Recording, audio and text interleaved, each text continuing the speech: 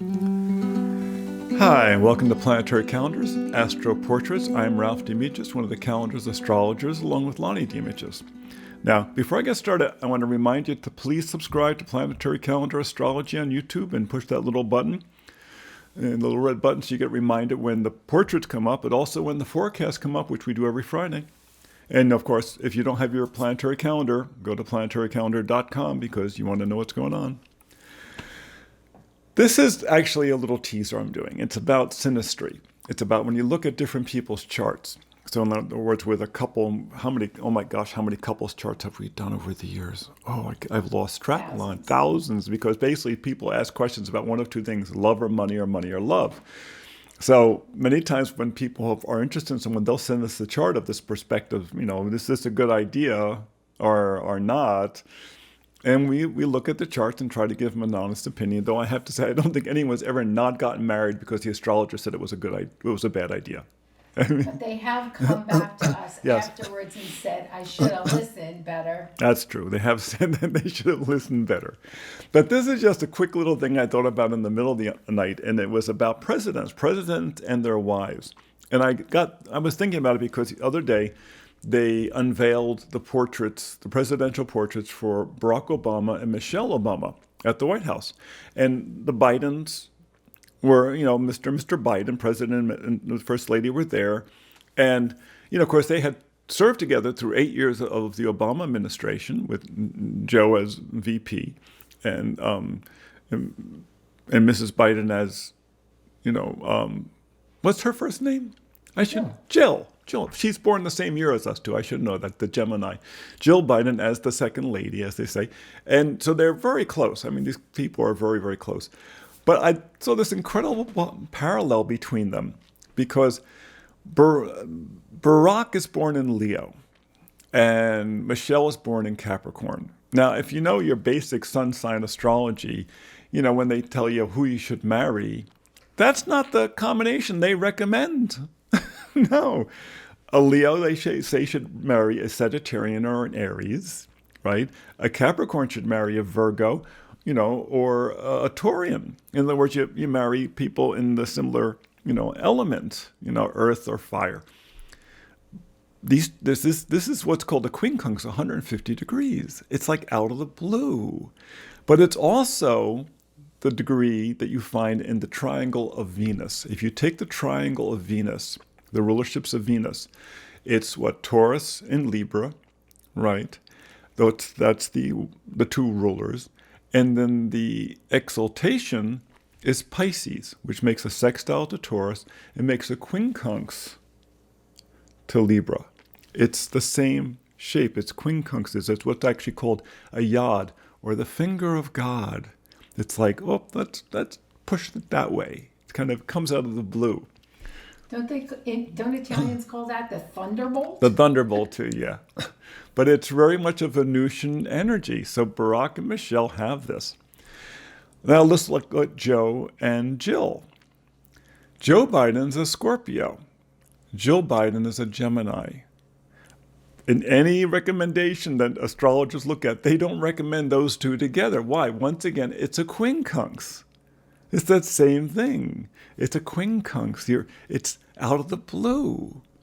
That's not, and that this is what you find between the two couples. You think, how do they work together?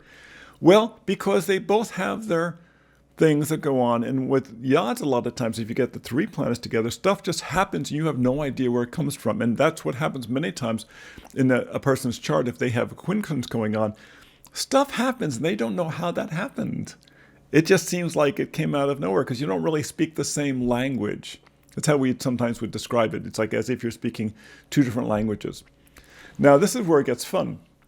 When you look at the four charts together, you have Joe Biden is a Scorpio. Michelle is a Capricorn. That's a sextile. That's a very supportive. That's like cousins. The ones you grow up with and you're supported by and you just feel really good with them, right?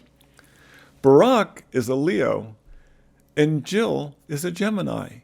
It's another sextile, right? It's another sextile. But Capricorn Michele to Jill is what? It's another quincunx to Gemini. So you have another quincunx going on. This is why when the thing was going on, I was thinking, this is so Venusian. This get-together was such a love fest because it's all these angles of Venus going on between them. And yet, when the two couples were together, in many ways, Michele was the more supportive of Joe, and Jill was the more supportive of Barack.